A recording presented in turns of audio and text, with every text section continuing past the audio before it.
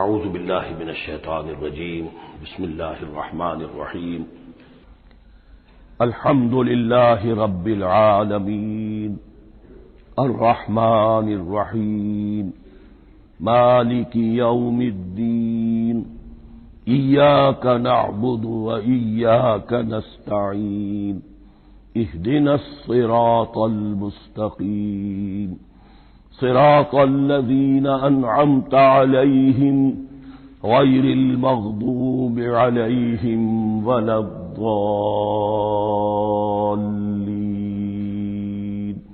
آمين رب اشرح لي صدري ويسر لي أمري واحلل عقدة من لساني يفقهوا قولي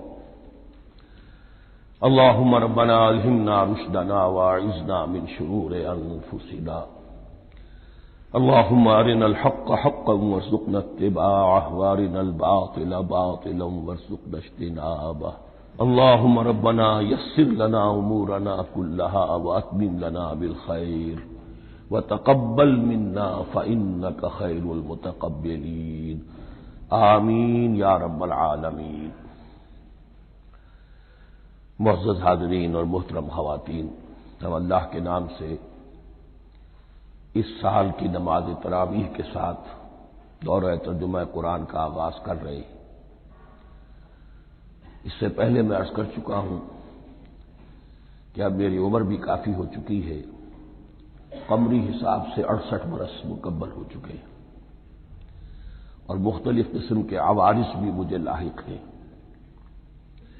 اور بہت سے احباب نے اور رفقاء نے مشورہ دیا تھا کہ میں اتنا بڑا بوجھ اپنے ذمے نہ لوں، لیکن میں نے خالصتاً توکلاً علی اللہ اس کی ہمت کی، اس کا ارادہ کیا، اس کے لیے اہتمام بھی خصوصاً ہوا ہے. مجھے اندازہ ہے کہ اب میرے خیالات کی جو رو ہے وہ اب اتنی تیز نہیں ہے جتنی کبھی ہوا کرتی تھی. کراس ریفرنسز بھی جو ہیں قرآن حکیم کے وہ اتنے مستحضر نہیں ہیں جتنے کبھی ہوتے تھے، بلکہ واقعہ یہ ہے کہ میری زبان بھی بعض اوقات لڑکھڑاتی ہے، اس لیے کہ مجھے جو ادویات استعمال کرنی پڑتی ہیں ان کا اعصاب پر بھی اثر ہوتا ہے، اور جو ہمارے اعضائے رئیسہ ہیں ان پر بھی اثر ہوتا ہے. بہرحال ان سب کے الرغم اللہ کا نام لے کر آغاز کر رہے ہیں. میری انتہائی نگارش یہی ہے، تیرے نام سے ابتدا کر رہا ہوں. ابھی میں نے سورہ فاتحہ کی تلاوت کی اور آپ نے سماعت فرمائی. یہ سورہ مبارکہ مصحف کے اعتبار سے تو پہلی سورت ہے ہی، سب کو معلوم ہے، لیکن یہ بھی نوٹ کر لیجئے کہ یہ نزول کے اعتبار سے بھی سب سے پہلی مکمل سورت جو حضور پر نازل ہوئی وہ یہی ہے. اس سے قبل متفرق آیات نازل ہوئی، 5 آیتیں سورہ علق کے آغاز میں، کچھ آیتیں سورہ قلم یا سورہ نون کے آغاز میں، کچھ آیتیں سورہ مزمل کی ابتدا کی، کچھ آیتیں سورہ مدثر کے آغاز کی. 5ویں وحی تقریباً اس پر اجماع ہے کہ یہ سورۃ الفاتحہ کی ہے اور یہ مکمل سورت ہے جو حضور پر نازل ہوئی. سورۃ الفاتحہ کے معنی ہوئے افتتاحی سورت. فتح یفتح کے معنی ہے کھولنا، مفتاح کنجی کو کہتے ہیں، چابی کو. تو یہ اوپننگ سورہ آف دی قرآن، قرآن حکیم کی افتتاحی سورت. ویسے جیسا کہ میں تعارف قرآن کے ضمن میں عرض کر چکا ہوں، عربوں کا یہ مزاج تھا کہ جس چیز سے انہیں خصوصی محبت ہوتی تھی اس کے بہت سے نام رکھتے تھے. اس کے بھی بہت سے نام ہیں. سورۃ الفاتحہ سب سے عام ہے، لیکن الکافیہ، الشافیہ، ام القرآن، اساس القرآن، کم سے کم یہ 4 نام تو میں سمجھتا ہوں کہ ہر مسلمان کو مزید معلوم ہونے چاہیے، اور بھی بہت سے نام. اس سورہ مبارکہ کی بالاتفاق و بالاجماع 7 آیتیں ہیں، اگرچہ ان کی ترتیب میں کچھ اختلاف ہے. ایک رائے یہ ہے، اور یہ رائے امام شافعی کی بھی ہے اور بصرہ کے جو قراء تھے ان کی بھی ہے، کہ آیت بسم اللہ بھی سورہ فاتحہ میں شامل ہے، اس کا جز ہے. وہ اس کو شامل کر کے پھر 7 آیتیں بناتے ہیں، تو آخری جنہیں ہم 2 آیتیں سمجھتے ہیں، صراط الذین انعمت علیہم غیر المغضوب علیہم ولا الضالین، وہ ان کے نزدیک ایک آیت ہے۔ تو گویا کہ نتیجہ یہ نکلا کہ آیتوں کی تعداد 7 ہی رہتی ہے۔ امام ابو حنیفہ رحمۃ اللہ علیہ کا موقف اور کوفے کے جو قراء تھے ان کا بھی موقف یہ ہے کہ آیت بسم اللہ نہ سورہ فاتحہ کا جز ہے نہ کسی اور سورت کا جز ہے، سوائے ایک مقام پر جہاں حضرت سلیمان علیہ السلام کا خط جو ہے نقل ہوا ہے، جو انہوں نے ملکہ سبا کو لکھا تھا، انہ من سلیمان و انہ بسم اللہ الرحمن الرحیم۔ تو قرآن کے متن میں صرف اسی جگہ پر یہ آیت شامل سمجھتے ہیں، باقی یہ صرف علامت کے طور پر کہ یہاں سے ایک نئی سورت شروع ہو رہی ہے درج کی گئی ہے۔ اس سورہ مبارکہ کو الصلاح قرار دیا گیا ایک حدیث میں، اس کا جو اسلوب ہے وہ دعا کا ہے، اور دعا کے ساتھ اس کی جو مناسبت ہے، اور پھر اسی کی وجہ سے ہماری نماز کا یہ جزو لا ینفک بنا دیا گیا۔ بلکہ ایک حدیث جو میں آپ کو سناؤں گا اس میں اسی کو نماز قرار دیا گیا، الصلاح یہی ہے۔ ویسے وہ حدیث مبارک موجود ہے، لا صلاۃ لمن لم یقرأ بفاتحۃ الکتاب، جو شخص سورہ فاتحہ کی تلاوت نہیں کرتا اس کی کوئی نماز نہیں۔ اس کے حوالے سے بھی ہمارے ہاں 2 مسلک ہے، ذکر صرف اس لیے کر رہا ہوں کہ آپ کے علم میں ہو، ان میں کوئی بنیادی فرق نہیں ہے، کسی بھی ایک رائے کا انسان قائل اور حامل ہو سکتا ہے بغیر اس کے کہ دوسرے کو بالکل غلط قرار دے، بلکہ یہ کہ اس کے لیے بھی گنجائش اپنے ذہن میں اور اپنے دل میں رکھے۔ تو ایک رائے یہ ہے کہ یہ میں کیا عرض کر رہا تھا کوئی بھول گیا ہوں۔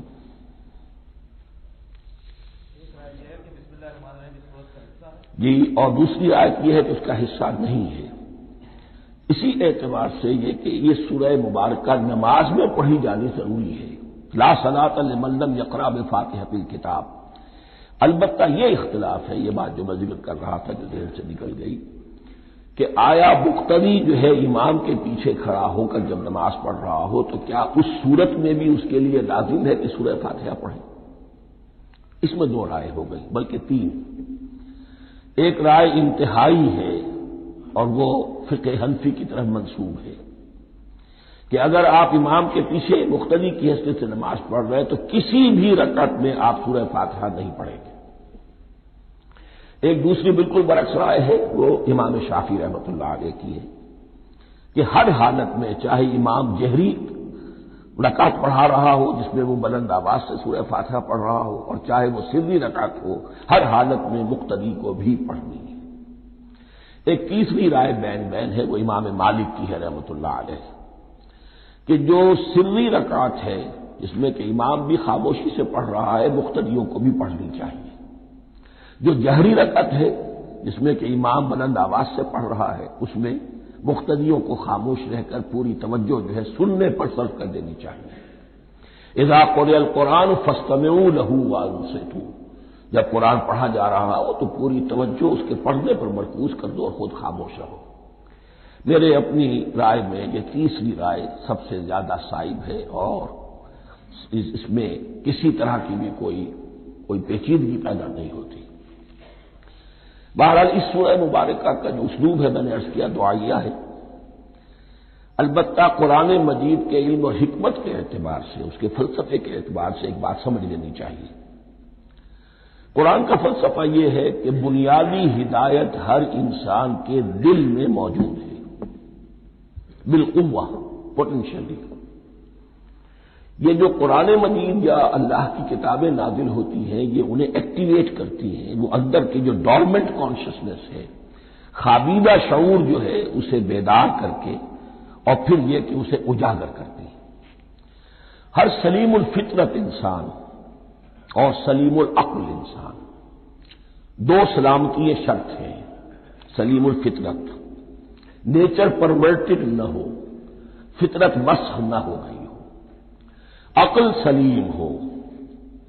ان دونوں چیزوں کا نتیجہ یہ نکلتا ہے کہ وہ انسان از خود، بغیر کسی وحی کی رہنمائی کے، بغیر کسی نبی کی تعلیم کے سے استفادہ کیے ہوئے از خود بھی کچھ حقائق تک پہنچ جاتا ہے، اور وہ حقائق کیا ہے؟ نمبر ایک یہ کہ اس کائنات کا ایک خالق ہے اور وہ ایک ہے، اور وہ تمام صفات کمال سے متصف ہے۔ نمبر دو یہ کہ انسان کی زندگی صرف یہ زندگی نہیں ہے، بلکہ ایک اور زندگی ہے کہ جس میں اس زندگی کے اعمال کے نتائج برآمد ہوں گے۔ یہ دو باتیں، اس کی زیادہ وضاحت کے ساتھ جو ہے اس کا تذکرہ آئے گا سورہ لقمان میں، جہاں حضرت لقمان کی شخصیت کا تذکرہ ہے، لیکن یہاں صرف یہ بات سمجھ لیجئے کہ قرآن کا فلسفہ یہ ہے کہ ہر انسان میں، ہر فرد نوع بشر میں جو اپنی ولادت کے وقت مسلم ہوتا ہے، حضور کی حدیث ہے کل مولود یولد علی الفطرہ ابواہ یحودانہ او ینصرانہ او یمجسانہ، ہر بچہ نوع انسانی کا فطرت اسلام پر پیدا ہوتا ہے، وہ فطرت کے اندر وہ ہدایت مدیت ہے۔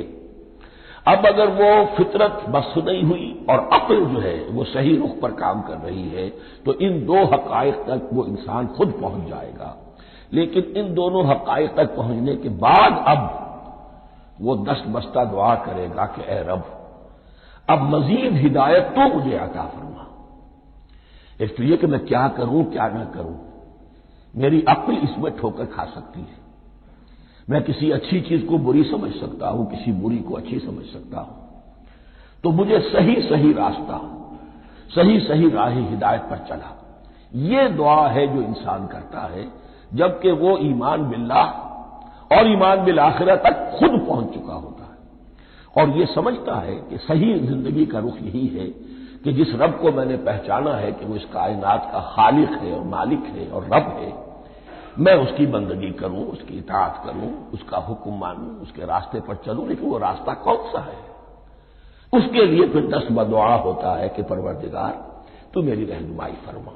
یہ مقام ہے کہ جہاں آپ سمجھ لیجئے اپنے آپ کو بھی آج اس جگہ پر تصور کرتے ہوئے پھر اس سورہ مبارکہ کو پڑھیے کہ آپ اس مقام پر اللہ کے فضل و کرم سے پہنچ چکے ہیں کہ اللہ کو آپ نے پہچان لیا اور اس کی توحید کو جان لیا، اس کی جملہ صفات کمال سے آپ واقف ہو گئے، آپ یہ بھی جان گئے کہ بڑھ کر اس کے حضور میں حاضر ہونا ہے اور وہ حساب کتاب لے گا۔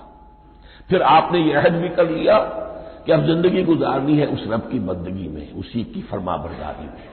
اب یہاں کھڑے ہو کر آپ پوچھتے ہیں کہ اللہ مجھے وہ تفصیلی ہدایت عطا فرما، ایسا نہ ہو کہ کبھی میں کسی راستے پر چلتا ہوا کسی پگڈنڈی پر مڑ جاؤں اور وہ تھوڑی سی جو ڈیویشن ہو میرے راستے کی وہ میری عاقبت کو برباد کر دے۔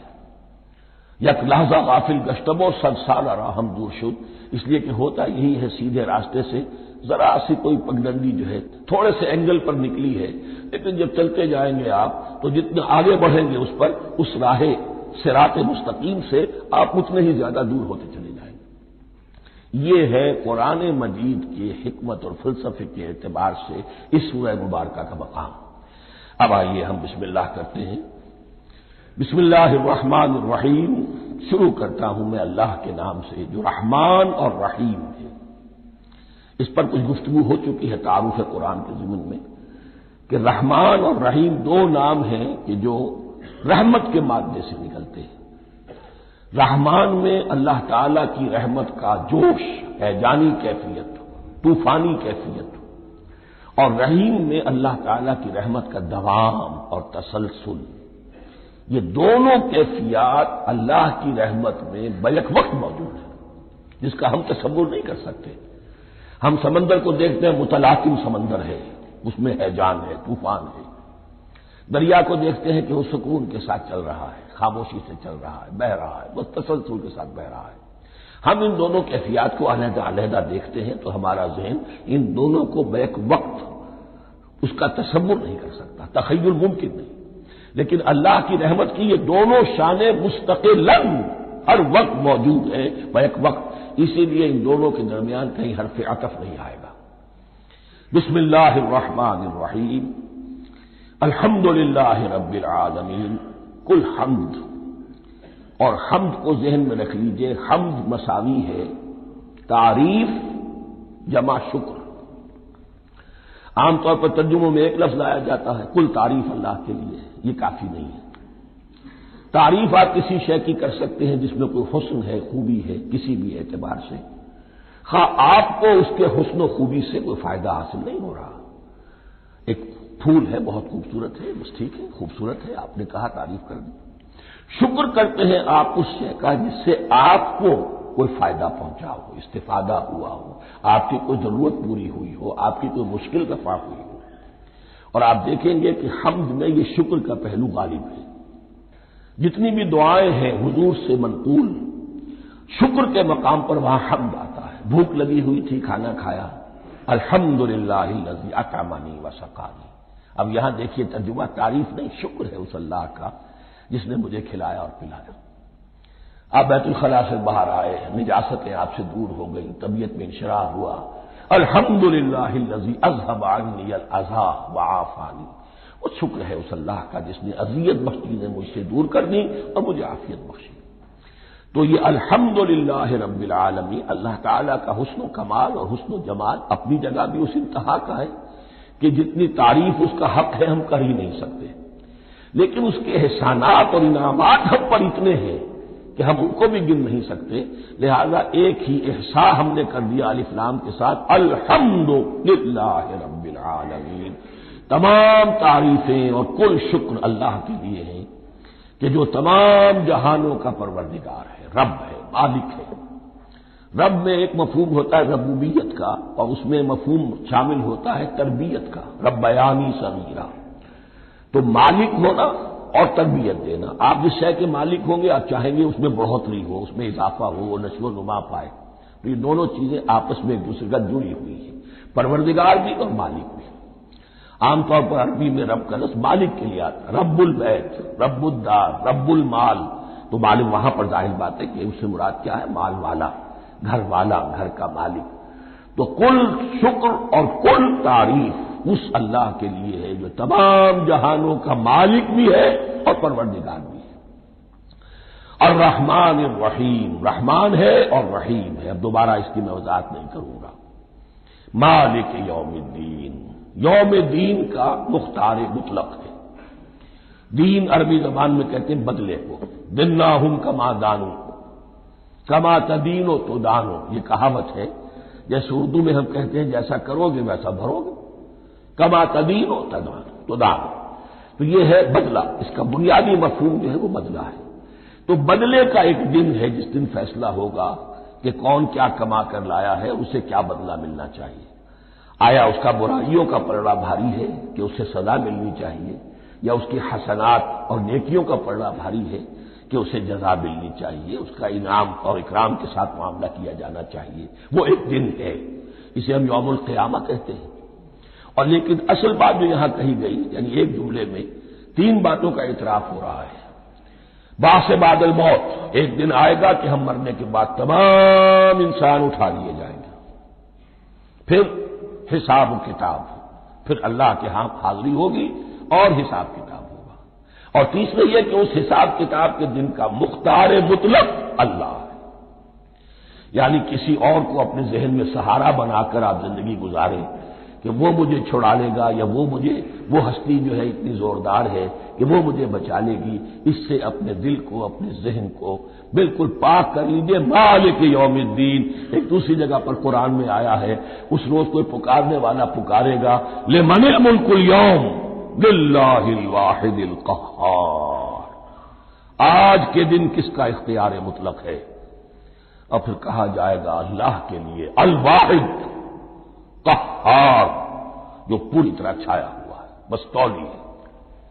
تو مالک یوم الدین، جو جزا و سزا کے دن کا مالک ہے۔ اب یہاں سے کلام ایک رخ بدل رہا ہے۔ ابھی تک تو یہ غائبانہ انداز میں کلام ہو رہا ہے، اللہ سے خطاب نہیں آیا اس میں ابھی۔ الحمدللہ رب العالمین الرحمن الرحیم مالک یوم الدین۔ اب خطاب ایاک نعبد و ایاک نستعین، ہم صرف تیری ہی بندگی کرتے ہیں اور کریں گے، اور ہم صرف تجھ ہی سے مدد مانگتے ہیں اور مانگیں گے۔ یہ ترجمہ میں کیوں کر رہا ہوں کہ یہ فعل مضارع ہے۔ عربی زبان میں فعل مضارع حال اور مستقبل دونوں کو کور کرتا ہے۔ کا جو ہے مفعول فاعلی جو ہے، مفعول جو ہے اس میں ضمیر مفعولی اسے پہلے لا کر حشر کا مضمون پیدا ہو گیا۔ ہم تیری بندگی کرتے ہیں نہیں، ہم تیری ہی بندگی کرتے ہیں اور کریں گے۔ حال میں ترجمہ کیجئے تو یہ اظہار حال ہے، اور مستقبل میں ترجمہ کیجئے تو یہ ایک عہد ہے، قول و قرار ہے، بہت بڑا معاہدہ ہے۔ وَإِيَّاكَ نَسْتَعِينُ، اور صرف تجھ ہی سے مدد مانگتے ہیں اور مانگیں گے۔ اس میں بھی حال کا ترجمہ اظہار حال، اللہ کرے کہ واقعی ہمارا حال وہی ہو، جب ہم یہ الفاظ کہتے ہیں تو واقعتاً ہم اس پر پورے اتر رہے ہوں کہ اسی کی بندگی کر رہے ہوں اور اسی سے ساری استعانت اور استمداد کر رہے ہیں۔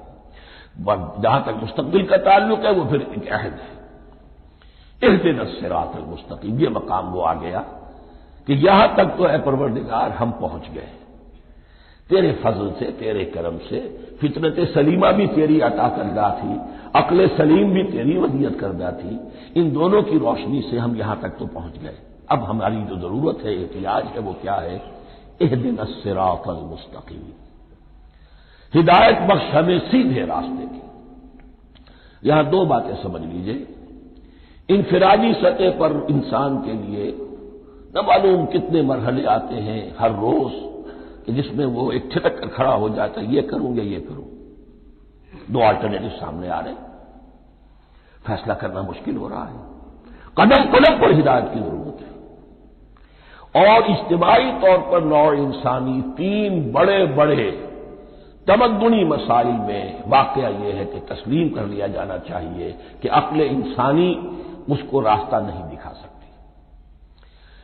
عام معاشرتی سطح پر مرد اور عورت کے درمیان حقوق اور اختیارات کا کیا توازن ہو، ناممکن ہے، انسان طے نہیں کر سکتا۔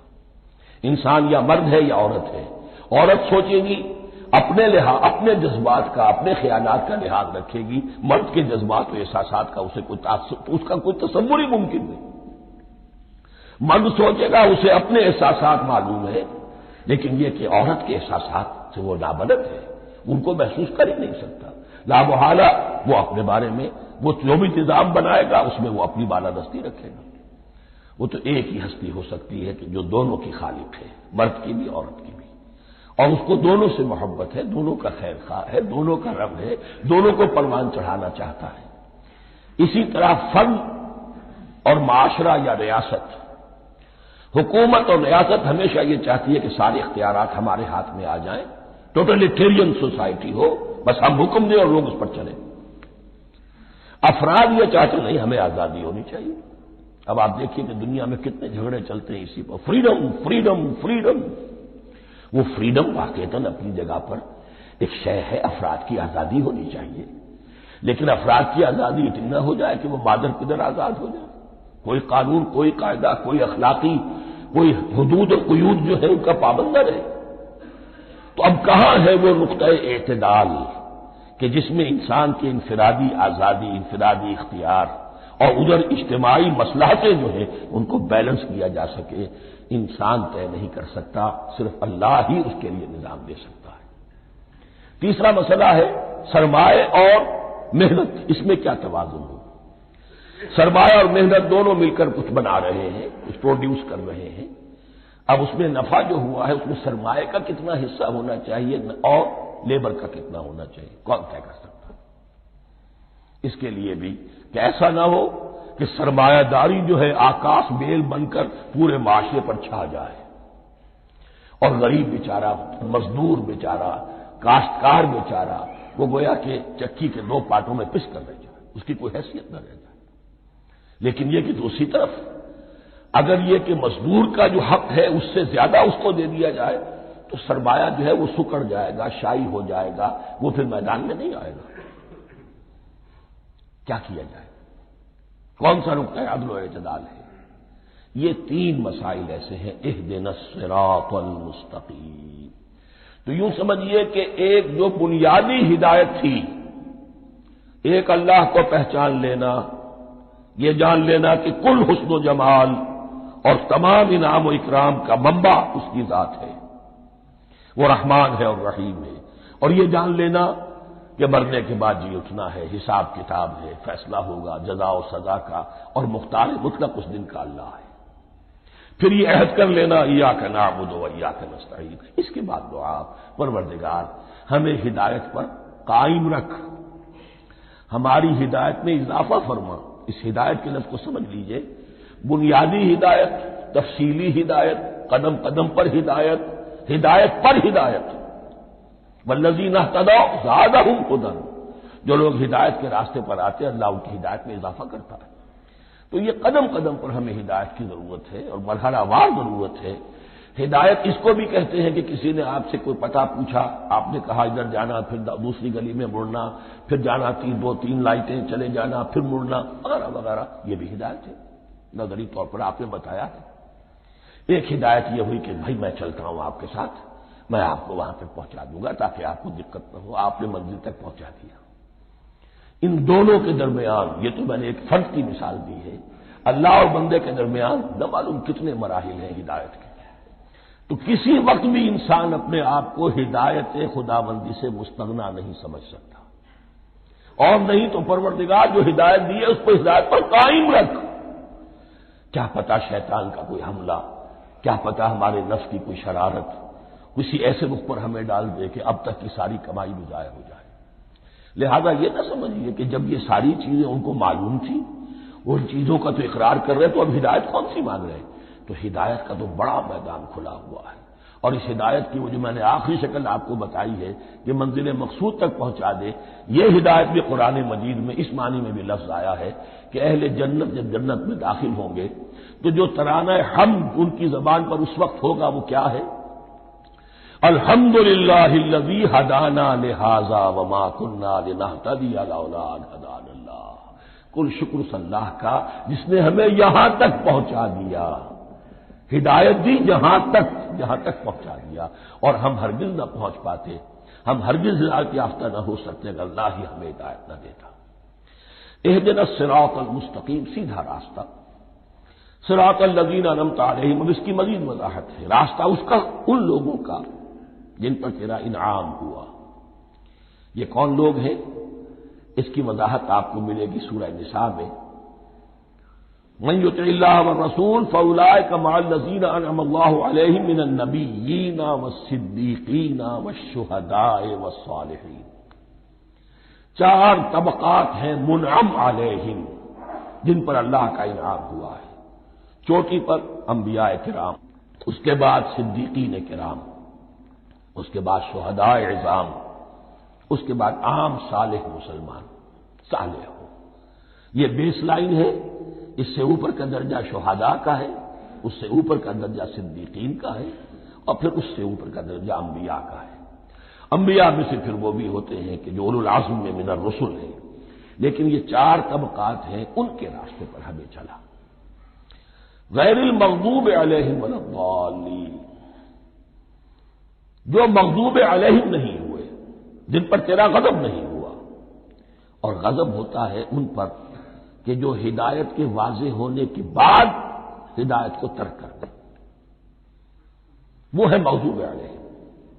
جنہیں ہدایت مل گئی ہو، ہدایت کو پہچان لیا ہو، پھر اپنی شرارت نفس کی وجہ سے، اپنی نفسانیت کی وجہ سے، اپنے تکبر کی وجہ سے، اپنے حسد کی وجہ سے وہ اس حق کو رد کر دے، اس کو ترک کر دے، ان پر اللہ کا غضب آتا ہے۔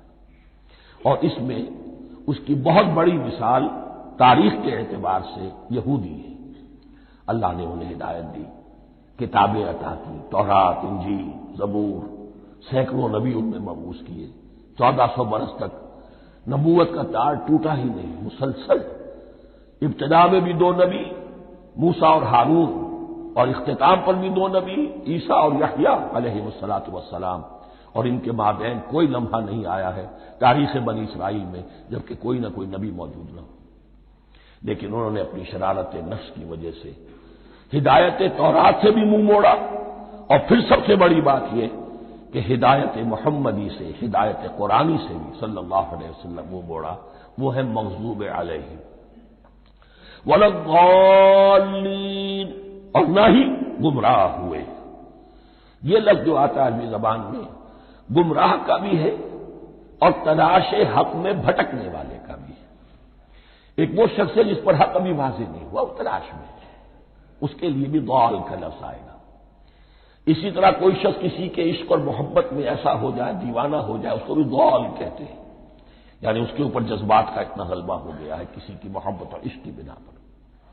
تو حضور کے لیے یہ لفظ آیا ہے وَوَجَدَكَ ضَالًّا فَهَدَىٰ، اور یہ تو سورۃ الضحیٰ ہے، اکثر بیشتر لوگوں کو یاد ہوگی۔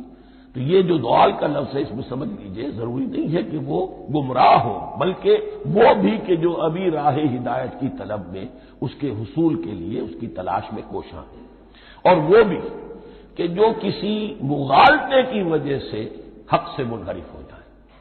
یہ بھی جان لیجئے کہ ایک ہے بدنیتی، تکبر، حسد، حق کو جان کر پہچان کر رد کر دینا یا چھوڑ دینا یا ترک کر دینا، ایک ہے کسی غلطی میں کسی جذبات کے اندر آ کر کسی غلم کے اندر مبتلا ہو کر اور حق سے منحرف ہو جانا۔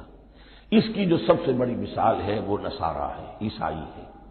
حضرت مسیح کو انہوں نے مانا لیکن غلم کیا، یہ لفظ آئے گا آگے، لا تغلوا فی دینکم، اپنے دین میں غلم نہ کرو۔ جیسے ہمارے ہاں بھی بعض لوگ ہیں جو حضور صلی اللہ علیہ وسلم کی تعریف میں، حضور صلی اللہ علیہ وسلم کے ساتھ اپنی محبت کے اظہار میں غلو کر جاتے ہیں۔ یہ انتہا درجے کو ہو گیا تھا حضرت مسیح علیہ السلام کے ماننے والوں میں، اور اس کی بنا پر انہوں نے تثلیث کا عقیدہ ایجاد کر لیا اور حضرت مسیح علیہ السلام کو اللہ کا بیٹا بنا دیا۔ تو اس کی سب سے بڑی مثال ضالین کی اس اعتبار سے کہ ہدایت پانے کے بعد کسی بدنیتی سے نہیں بلکہ کسی اچھے جذبے میں غلو کی وجہ سے، رسول سے محبت کرنا تو اچھا جذبہ ہے لیکن یہ محبت بھی ایک حد میں رہنی چاہیے، غلو کرے گی تو ظاہر بات ہے کہ اس کے بعد وہ گمراہی کی طرف لے جائے گی۔ یہ ہے اس سورہ مبارکہ کا ترجمہ، اور اس کے بعد آخر میں آمین کہنا یہ مسنون بھی ہے، کہنا چاہیے۔ البتہ اختلاف یہاں بھی صرف اتنا ہے کہ نماز میں جب آپ امام کے ساتھ ہیں، وہ اگر جہری قرات کر رہا ہے تو آیا اس کے بعد آپ کو بھی بالجہر کہنا ہے آمین یا نہیں کہنا، یہ اختلاف ہے، ان میں کوئی فرق واقع نہیں ہوتا۔ یہ چیز متفق علیہ کہ کہنا ہے آمین، بلکہ یہ آمین تو یہودیوں میں ہے، یہ آمین جو ہے یہ عیسائیوں میں بھی ہے، ان کی بھی جو لارڈس پریئر ہے اس کے بعد آمین، وہ آمین کہتے ہیں، وہ فرق وہ لفظ ایک ہی ہے۔ اس لیے کہ عبرانی زبان اور عربی زبان یا تو ہم یہ کہہ سکتے ہیں کہ دونوں بہنیں ہیں، کوئی ایک مشترک زبان تھی ان کی ماں جس کی یہ دو بیٹیاں ہیں، اور یا یہ کہنا پڑے گا کہ عربی زبان کی ماں جو ہے وہ عبرانی زبان ہے۔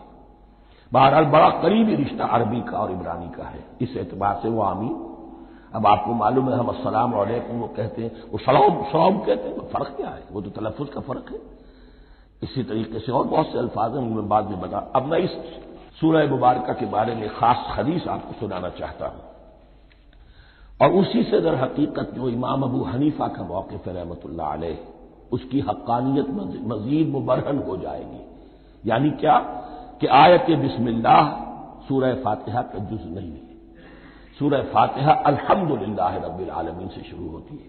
وہ میں آپ کو بتانا بھول گیا کہ جن کے نزدیک یہ سورت کا جز ہے وہ پھر جہری قرات میں بسم اللہ الرحمن بھی بلند آواز سے کہیں گے، اور جن کے نزدیک یہ سورہ فاتحہ کا جز نہیں ہے وہ نہیں کہیں گے، وہ الحمدللہ رب العالمین سے قرات کریں گے۔ تو کوئی فرق نہیں ہے بنیادی۔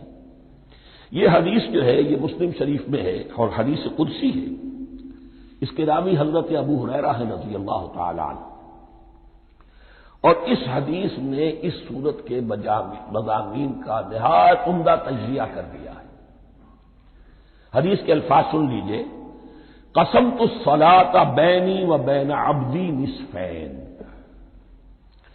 اللہ تعالیٰ فرما رہے ہیں، حدیث قدسی ہے، میں نے نماز کو، صلاۃ کو اپنے اور اپنے بندے کے درمیان آدھا آدھا تقسیم کر لیا، فنصفھا لی ونصفھا لعبدی، اس کا نصف جو ہے وہ میرے لیے ہے اور نصف جو ہے وہ میرے بندے کے لیے ہے، ولعبدی ما شاء، اور جو میرے بندے نے مانگا میں اسے دوں گا، میرا وعدہ ہے یا میں نے اسے دیا۔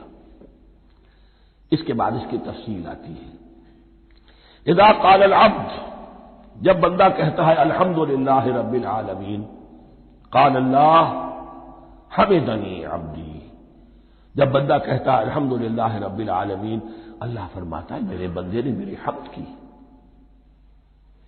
وَإِذَا قَالَ الرَّحْمَٰنُ الرَّحِيمُ قَالَ اللَّهُ اثْنَىٰ عَلَيَّ عَبْدِي، جب بندہ کہتا ہے الرحمن الرحیم، اللہ فرماتا ہے میرے بندے نے میری ثنا کی۔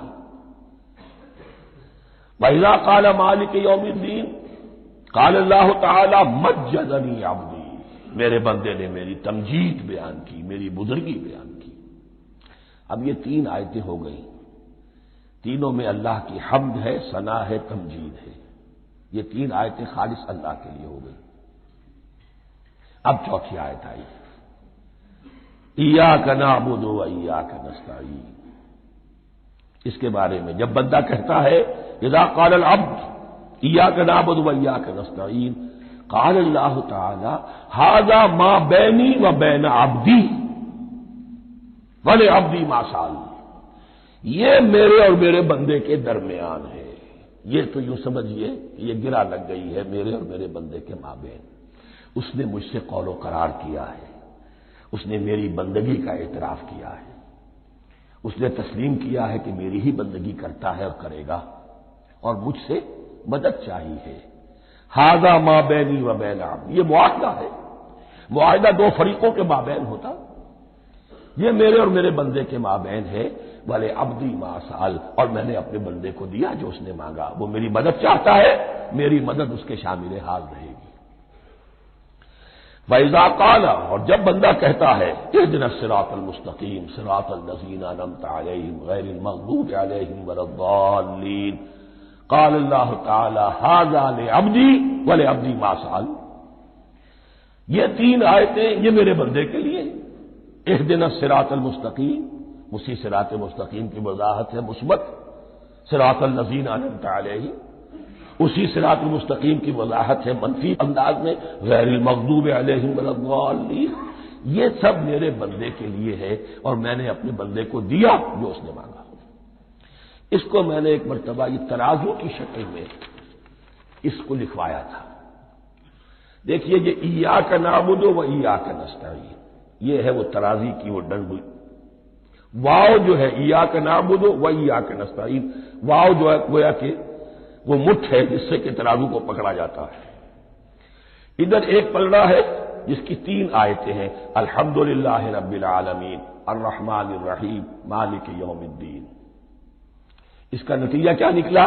ایاک نعبد۔ آپ نے شاید یہ سنا بھی ہو، ایک بہت ہی عمدہ قرات کا جو ریکارڈ ہے قاری عبدالباسط عبدالصمد کا، وہ یہیں سے چل کر سورہ فاتحہ کی قرات کر کے ایاک نعبد پر آ کر رکتا ہے، الحمدللہ رب العالمین الرحمن الرحیم مالک یوم الدین ایاک نعبد۔ گویا کہ یہاں یہ صورت بالکل ہاف ہو گئی ہے، تین آیتوں میں اللہ کی حمد ہے، ثنا ہے، تمجید ہے، جس کا نتیجہ ہم تیری ہی بندگی کرتے ہیں، تیری ہی اطاعت کریں گے۔ لیکن اب اس کے بعد سوال ایاک نستعین، اسی کی جو استعانت کیا درکار ہے ہمیں؟ ہدایت۔ ہدایت سب سے بڑی استعانت ہے، ہدایت ہی تو سب سے بڑی مدد ہے۔ اهدنا الصراط المستقیم صراط الذین انعمت علیہم غیر المغضوب علیہم ولا الضالین، یہ ایاک نستعین کے حکم کے ساتھ یہ تین آیتیں آ گئیں، اهدنا الصراط المستقیم صراط الذین انعمت علیہم غیر المغضوب علیہم ولا الضالین۔ قسمت الصلاۃ بینی و بین عبدی نصفین فنصفها لی ونصفها لعبدی ولعبدی ما سأل۔ اللہ تعالیٰ اس سورہ فاتحہ کا جو اصل مفہوم ہے وہ بھی ہمارے ذہنوں پر، ہمارے شعور کی سطح پر اسے اجاگر کیے رکھے، ہمیں توفیق دے کہ جب بھی پڑھیں، جب بھی سنیں تو وہ کیفیت اگر ہو جائے، اس لیے کہ ایک حدیث ہے کہ الصلاۃ معراج المومنین، نماز تو اہل ایمان کے حق میں معراج کے درجے میں ہے۔ اس حوالے سے ہم یہ سمجھ سکتے ہیں کہ کوئی وقت ایسا آ سکتا ہے کہ انسان کو واقعتاً، روح انسانی واقعتاً اللہ کے یہ جواب سنے، انہونی بات نہیں ہے۔ ہوتا ہے خطاب آخر، اٹھتا ہے حجاب آخر، کرتے ہیں خطاب آخر، یہ تو ہوتا ہے۔ مخاطبہ الہی تو میں نے عرض کیا کہ ثابت ہے، مخاطبہ، محادثہ، اور تحدیث اللہ بندوں سے کلام کرتا ہے۔ بارک اللہ لی و لکم فی القرآن العظیم ونفعنی وإیاکم بالآیات والذکر الحکیم۔